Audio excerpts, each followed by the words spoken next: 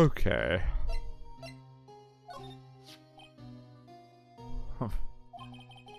Who would have thought there'd be a photo?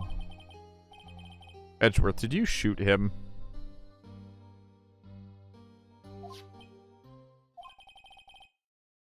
What do you think, Wright? I don't think you're the kind to point a gun at anyone, no. So you didn't shoot him? No, I didn't. It wasn't me. Right? It pains me to ask you this now. Especially after I told you to fuck off earlier. I know! You want us to defend you! Yes, will you? Of course we won't. Go f*** yourself, Edgeworth. Who could have guessed this day would come? Not me. I expected you to be the one begging. As you can clearly see from...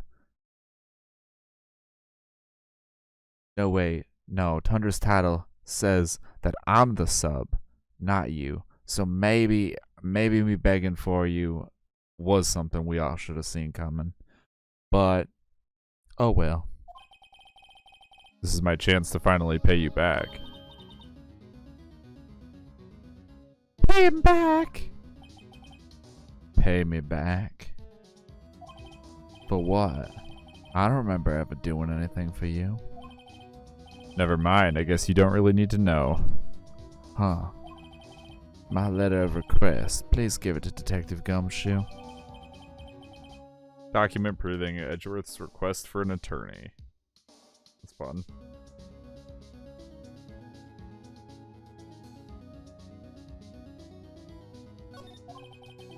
Well, I guess we should. What's that? Earthquake, Nick! It's a big one! Ah! It's coming down! Phew. That was scary. Huh? Where's Edgeworth? There! He's on the floor in a ball, shivering. I guess he doesn't do so well with earthquakes. I've heard of running, but curling up in a ball? I mean, he can't really run. He's in a locked room with an armed guard at the door. Zebra cake! Well, I guess we're done. Mr. Edgeworth doesn't seem like he's gonna stand up anytime soon. Let's go, Nick. Right. We have to give Edgeworth's letter of request to Detective Gumshoe. Yep. December 25th. Still. What's going on here? What's wrong, Detective? This wild lady comes in here just a while ago. Says she came to talk to y'all after hearing what Mr. Wright had to say. What's this all about, pal? Lot of heart. Why are you going around finding more witnesses? You want to give Mr. Edgeworth the death sentence, pal? No, not at all. Just, I mean, she did see something. There's nothing I can do about that. I can't go around covering up evidence. Why? They do it all the time. You tried to say something about the way I do my job. No, sir. Didn't mean to press that button, but whatever. So, what did Mrs. Hart say? She says she saw Mr. Edgeworth fire the pistol. What? She even had a photograph to prove it.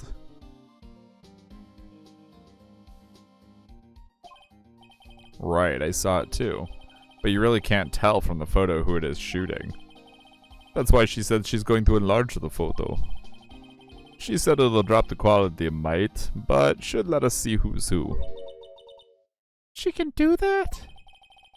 Okay, so there's going to be an enlarged photograph that shows Edgeworth in the act. Great. Just great. In any case, she's going to be the one testifying tomorrow. Oh, what happened to the other witness? Well, apparently there was a cancellation. A cancellation? Here, you need this. Look what I got.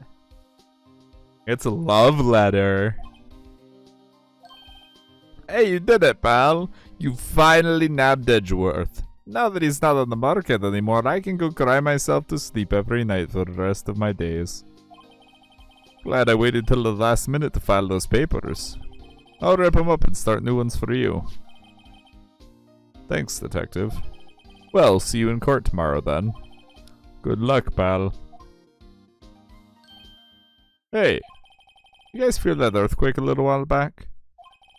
I was worried. Worried? We're fine. I've lived out here my whole life. I'm pretty used to them by now. Oh, I wasn't worried about you two. I was worried about Mr. Edgeworth. Oh, right. He did seem to overreact a little now that you mention it. He was literally trapped in a cell.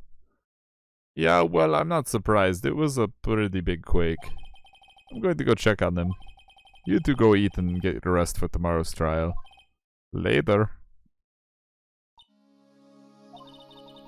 I wonder what it is with Mr. Edgeworth and earthquakes. I wonder. He was never that scared of them when he was in school. Then again, I only really got to know him in 4th grade. He transferred to another school after that. I wonder what happened to Edgeworth. To be continued.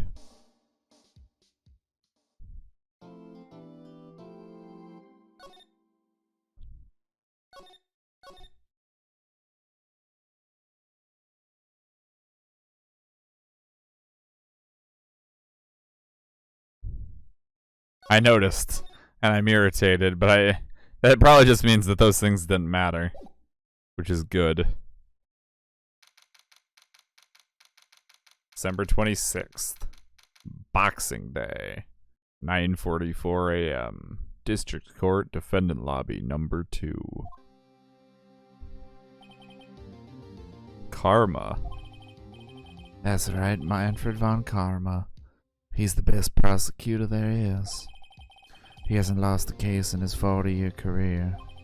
He's a god of prosecution, right? A god. Not a single case. He'll do anything to get a verdict. Anything. Sounds like someone else I know, Edgeworth. You don't understand. I mean, he'll really do anything. Manfred von Karma's a man to be feared. Yeah, I'm kind of curious about that, although I don't think they would have told us that, because we didn't find out about the cancellation of the other witness until after we were already pushed that far. I'm sure we'll find out about it in the trial. They do this a lot for, like, to build suspense for information we'll get later on.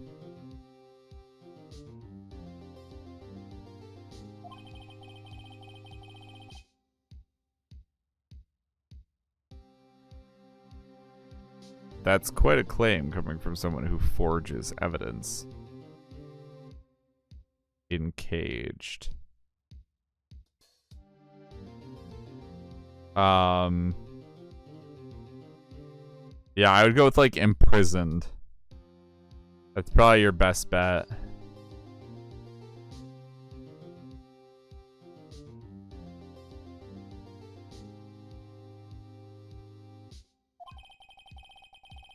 He taught me what it really means to prosecute. What? Just picture a prosecutor as vicious as me multiplied by a factor of 10.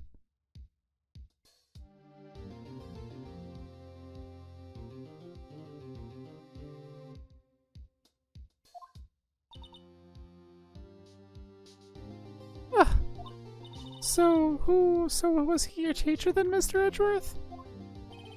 Something like that. And now he's trying to get you found guilty? What a creep. Oh, wait. Maybe he's planning on losing on purpose to help you out. Not a chance. He hasn't lost once in 40 years. 40 years. He's as ruthless as me times 20.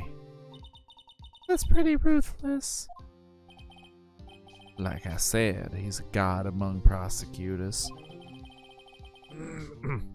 I guess it's something like Mia was to me. Speaking of Mia. Maya? Uh-huh. We could really be using Mia's help right now, don't you think? Oh. I can't. I'm useless. Sorry, I tried. I really tried, but I couldn't reach. You couldn't reach? I think it's because I haven't been training. My powers are weak again. Oh man. Oh man, what bad timing. God, he says this. Some of these lines are hard to deliver because they're so simplistic that it makes it like, how do I put emotion into, oh man, what bad timing? Like there's no way to read this line that it doesn't sound sarcastic. I'm really sorry. I'll try my best. I hope so. It's what I pay you for. Do you think I pay you for your legal expertise, of which you have none? Do I pay you for your big boobs, of which you have none? No, I pay you for both of those things coming from your sister. What are you whispering about? Oh, it's nothing. Well, it's time. Well, it's time. Let's head in.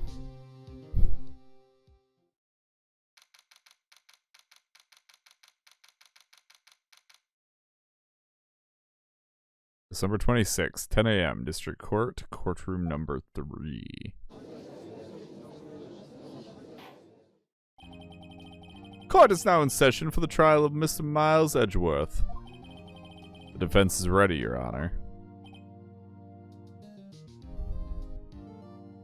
I gotta come up with a voice for this dude. Shit, I totally forgot karma was a thing.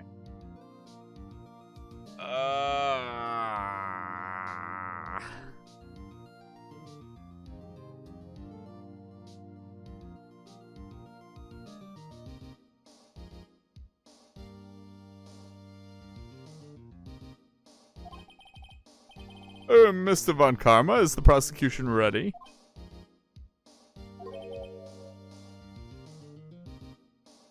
Fool. No. No, no, no, no, no.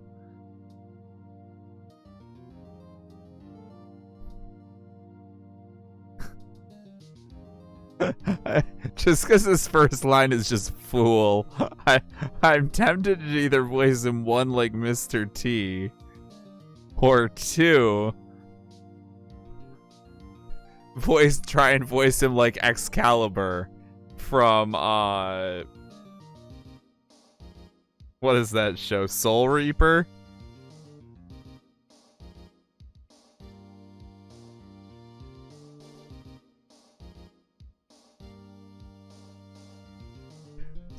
He does look like he should be his ship captain.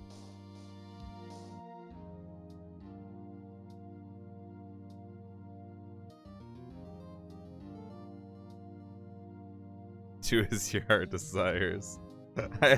I need a villain voice from him because I remember this dude's a total jackass. Like, absolute asshole.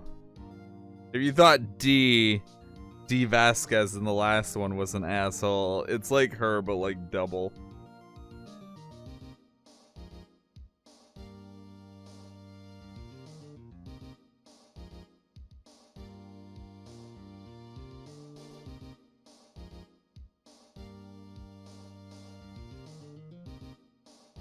The snotty dude from the first Dangan.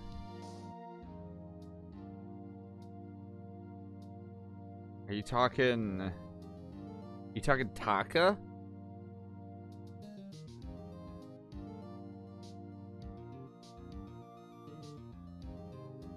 I hope he's not talking Byakuya. I hate doing Byakuya's voice. I could, but oh my god, do I hate it. I was so glad that Tugami died in the first chapter of the... Yeah, that's what he's talking about. He's talking about Byakuya. Oh god, I hate Byakuya's voice. Do you want to know why I hate Byakuya's voice more than anything? I hate Byakuya's voice more than anything because the voice I used for Byakuya's voice is my natural, normal speaking voice. And I can't do it on command. As soon as I sit down in this microphone, I cannot find my normal, natural speaking voice anymore. I don't know why. I haven't been able to for months. But, like when I'm just walking around upstairs, talking normally, I talk like a my normal speaking voice. And it's Byakuya's voice. I can't do it in front of this microphone, and I do not know why. You would think so. You would think so. It won't hurt.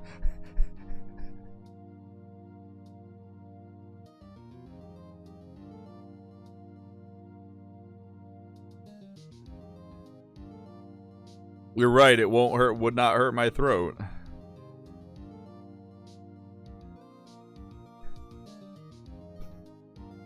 The Snatcher. See, I saw Fool and I just thought, Fool! Like, from, like, Excalibur from, Soul Reaper. But...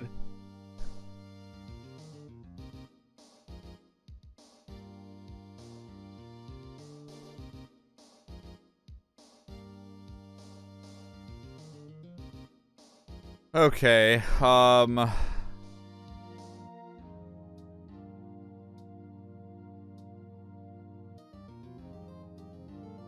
nobody enters my forest and leaves in one piece.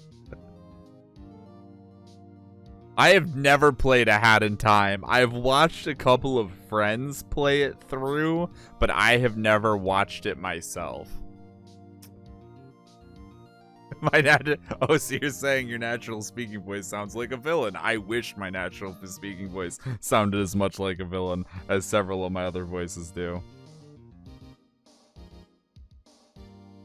Hat in Time is not lowly bait.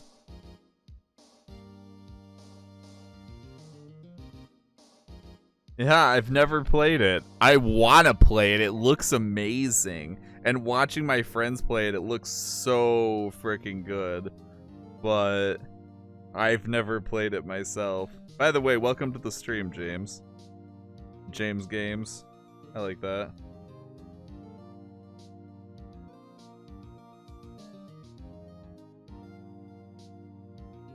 This is the worst part of the stream, too. It always is. When a new character shows up and I can't figure out a voice for them. I'm leaning towards like more, oh, thank you for the follow as well.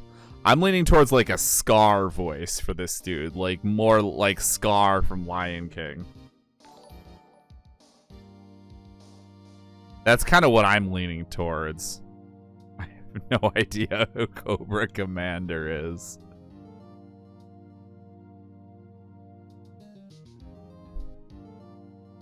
I know it's from G.I. Joe, but... Is he the dude with, like, a really, like, hissy voice? Like, really hard S's?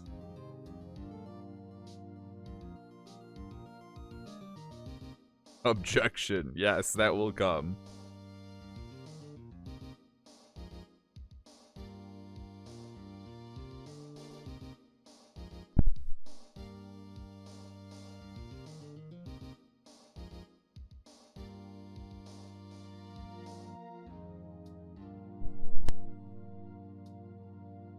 Yeah. Oof. Just give it. That's not even a bad idea, Purple. You know, I considered giving Oh, thank you for gifting the sub to James Rogue. You're awesome, dude. Whereas Edgeworth is in the defense chair. You know what? That's another thing that bothers me about these games. None of the defendants are ever present during the trial. It's weird. Especially during this one. I like Edgeworth. I like him a lot. I especially like voicing him, especially because I randomly ad-lib in flirting with Phoenix.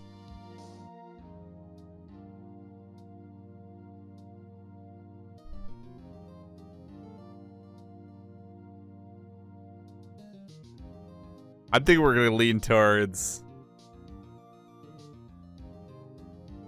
No, he's not flamboyant. He's just evil. He's just legitimately evil. He's like Scar evil or Jafar evil. Yeah, like whoever's currently on trial for murder. Larry and Maya were they present during the trial? I feel like they were only present during the trial while they were actively testifying on the witness stand.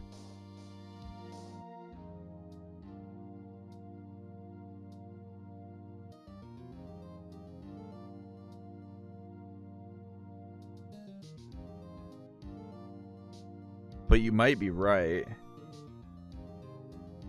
I didn't think Maya was present during her trial, even though she should have been. Did she take Mia's spot that early? I didn't think she took Mia's spot until the third chapter, but you could be right.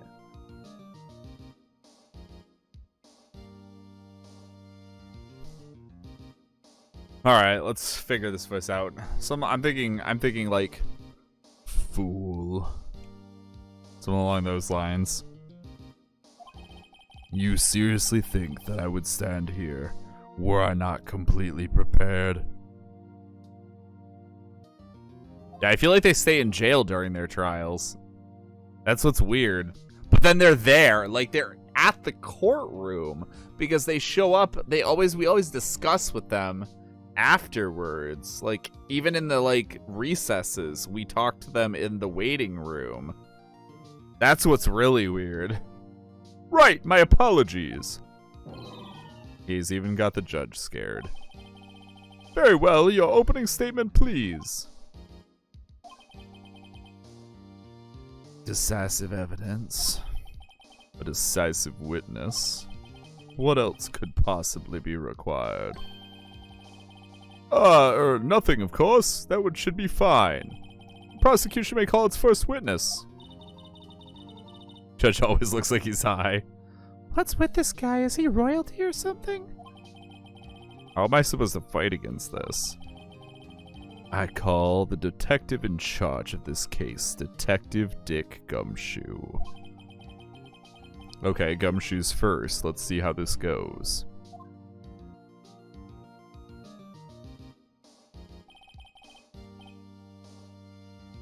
Describe the incident. Now! Yes, sir. Detective Gumshoe looks nervous. Please take a look at the map. The murder happened late at Christmas Eve around midnight. There was one boat in the very middle of the lake. There were two men on the boat. Now there happened to be a woman camping here on the edge of the lake. At 12 a.m. she heard two pistol shots. Then the boat started to move. He went towards the boat rental shop.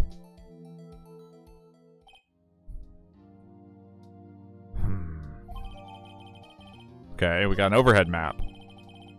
Testify to the court about the arrest. Now. Wait, Mr. Von Karma. Yep. She did say two shots, didn't she? He. Yes. Actually, I'm the one that's supposed to be handling these proceedings. Oh, no. No. Wrong. There's only one thing you need to do here. I always imagine Gumshoe having a New York accent. I can't do American accents other than Southern accents to save my goddamn life.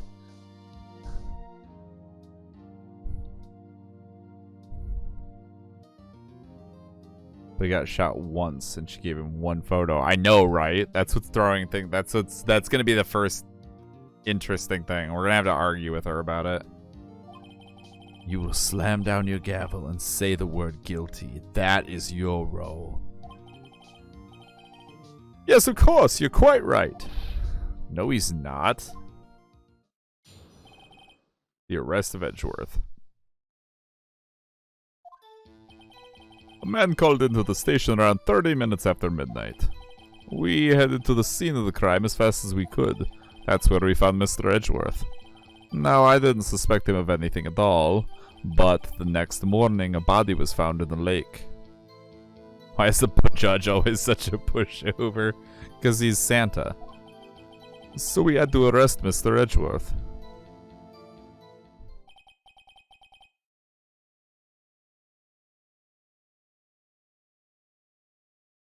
The whole point of a judge is to be impartial and unshakable. I know, right? I see. Very well. Begin your cross-examination, attorney. Now! Yay, cross-examination. Man called into the station around 30 minutes after midnight. Let's see. You received a call from a man? Yup. But you said there was a woman camping there.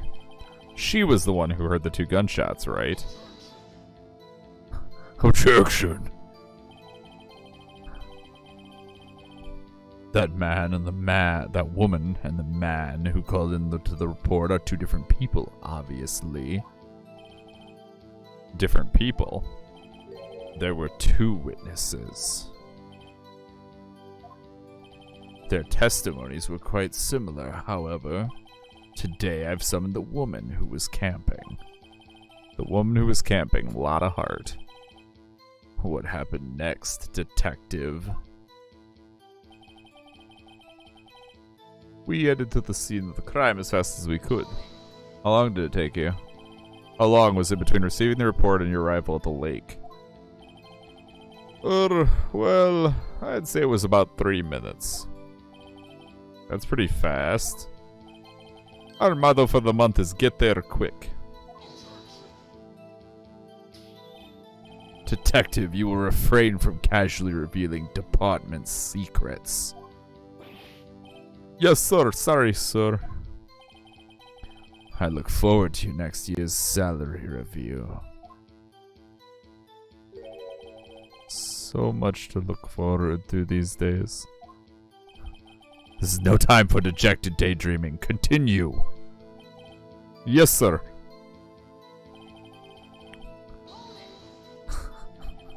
What was Mr. Edgeworth like when you saw him then?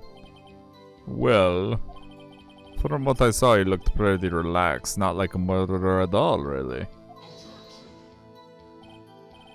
Detective, the court requires the facts, not your opinion. How many years have you been on the force? Facts only, detective. Hard, cold, objective facts. Yes, sir. Man, he's got his share of objections. Now, I didn't suspect him of anything at all. Why do you think he was suspicious? You should know. We have a deep, trusting relationship with the prosecutors. Detective, the court isn't interested in your musings. Deep, trusting, poppycock. I've never heard so many flippant comments from an active detective on the force. Detective Gumshoe doesn't look so good. Continue now. But the next morning, the body was found in the lake. I wish him repeating his testimony just got more and more depressed as he goes. Did you find any clues on the body? A single bullet was recovered from the body. He was shot through the heart, fatally. Judge, here's the bullet. It didn't strike bone, so its shape is well preserved. Very well, the court accepts... Very well, the court accepts this bullet into evidence. Okay, right there, we take the bullet, we match the fact that the bullet doesn't match other bullets fired from Edgeworth's gun. Ergo, we've now proven that the gun that Edgeworth has access to did not fire this bullet. Moving on to finding out who the real killer is.